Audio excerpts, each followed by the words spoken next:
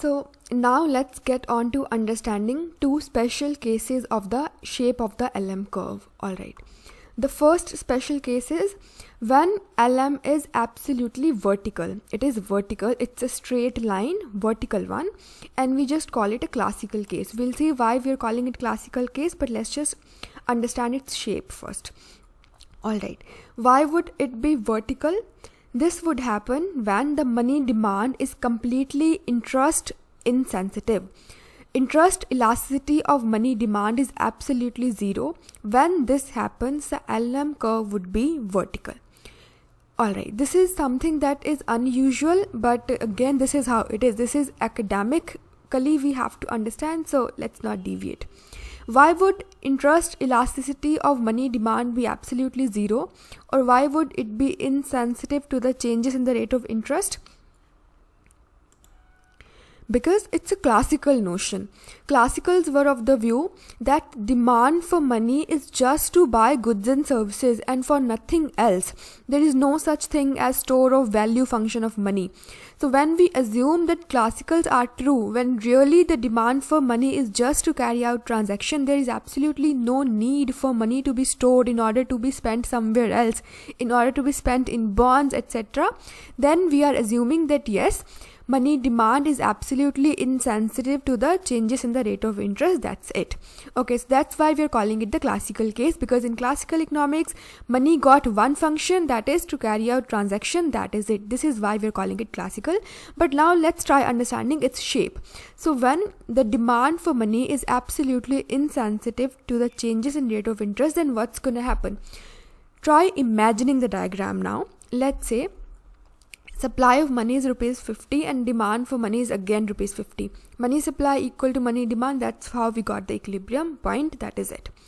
Let's say income. So when income was 100, the money demand was 50, money supply too was 50, and that's how we got the equilibrium. Let's assume that the income has gone up from rupees 100 to rupees 500, and the money demand, because we know money demand is directly proportional to the income transaction balance we're talking about here. So with the change in income or increase in income, the transaction balance, let's say, would go up from rupees 50 to rupees 250. Now what's going to happen? In normal circumstances, what would have happened is this. Because money demand exceeds money supply, this would have put upward pressure onto the rate of interest and speculative balance would have fallen, and that's how we have again seen the money supply equal to money demand. But right now in this particular case, we are assuming that the demand for money is absolutely insensitive to changes in the rate of interest. Now, how we can re-equilibrate the money market?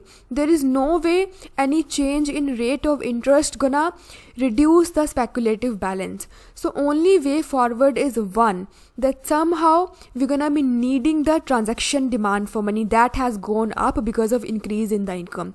But how we're gonna be reducing the transaction balance? There is only one way here, that is to reduce the level of income to the original level. So level of income has to fall all the way down till original level, then only money demand would again come down from rupees 250 to rupees 50, and that's how rupees 50 money demand would be equal to rupees 50 money supply, and money demand would be equal to money supply again, and money market would be in equilibrium. So that's how we can understand this thing. So long story short, LM is vertical when the interest elasticity of money demand is absolutely zero, and it's a classical case because we have seen why. So that's it. This is case number one. This diagram we can understand now because there is only one level of income that can possibly be here, Y0. And no matter what the level of interest rate is, income would remain at Y0, and that's how we got the LM curve as vertical sloping. That is it. Alright, so let's get on to the second special case now. So let's get on to understanding a second special case of shape of LM curve, wherein LM curve would be nearly horizontal. So here we have seen it's vertical and it can be horizontal as well, like this. Alright, so why can it be horizontal? Because of a situation called as liquidity trap. So in normal circumstances, we know there is something called money demand and money supply. When RBI injects money into the system, then money supply exceeds money demand. This puts downward pressure onto the rate of interest. So when this happens, there are two implications. Number one, when interest rate falls, people adjust their speculative balance. They increase the speculative demand for money, and that's how we see equilibrium in the money market being re-established.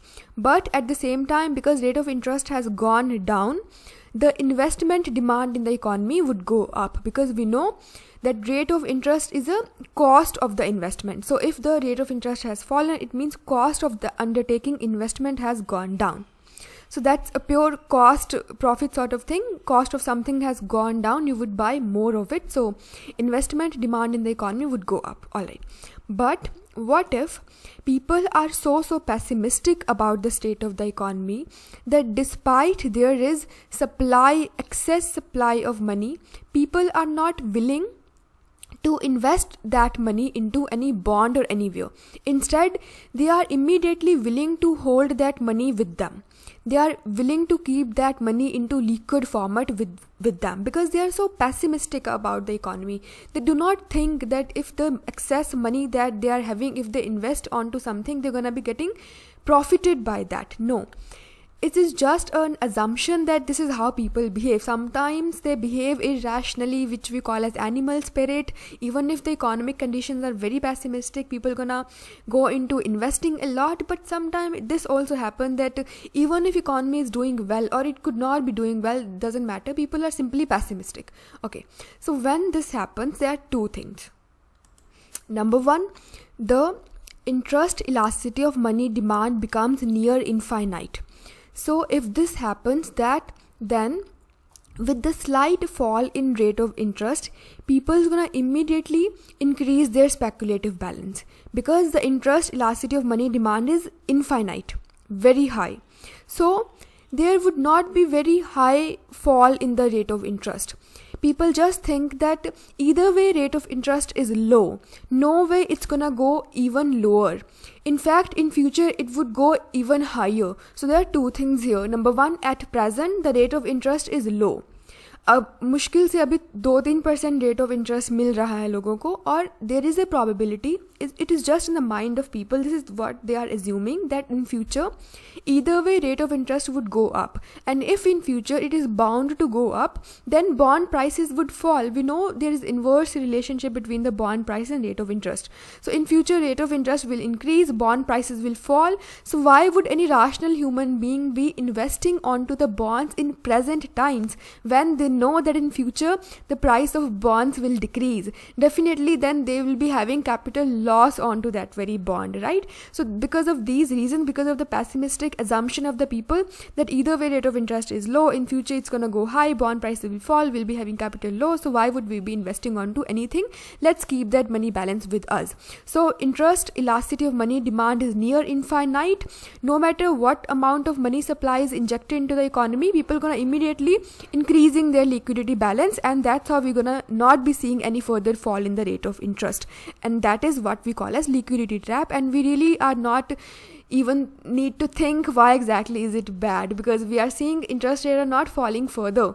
Then it means investments would not be undertaken by the people, because interest rate has not changed, right? So this is bad for the economy. But let's just try looking at this diagram now. So intuitive explanation we have seen, it was really simple. It is bad for the economy. And liquidity trap is the situation when the interest elasticity of money demand is very high. This usually happen at a very low income and low rate of interest, when people are of the view that any negligible present earning would be very lower than the future expected capital loss. So any increase in the money supply, they would be willing to keep it in a liquid format. That's it. Alright, so here in this very diagram we can see, in case of very lower income and lower rate of interest, the demand curve for money becomes nearly horizontal. This is what I'm pointing at here. This usually is happening when the income level in the economy is very low. Here we are not seeing any liquidity trap, because interest rates are high.